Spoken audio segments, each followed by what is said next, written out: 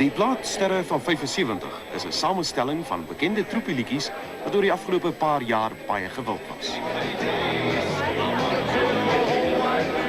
Op die plaat sing kunstenaars soos Blaise Bridges, Rina Higu, Karika Keusenkamp, Ken Mullen, Annelie van Rooyen en vele ander van ons topkunstenaars.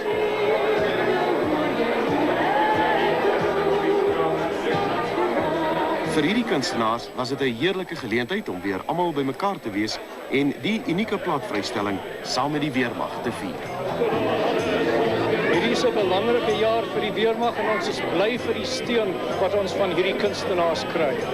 Die idee van die plaat was om al ons kunstenaars wat in die afgelope 10 jaar of 12 of 15 jaar troepie treffers gemaak het, op een plaat te kan kry om die 75ste verjaarsdag van die weermag te kan vier. Dit is vir my persoonlik 'n baie groot voorreg om deel te wees van hierdie plaat.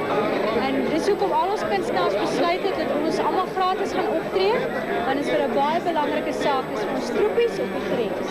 I think it's a terrific idea. I'm just very proud of the fact that they put Ken Mullen on the album. I'm sure it's going to work.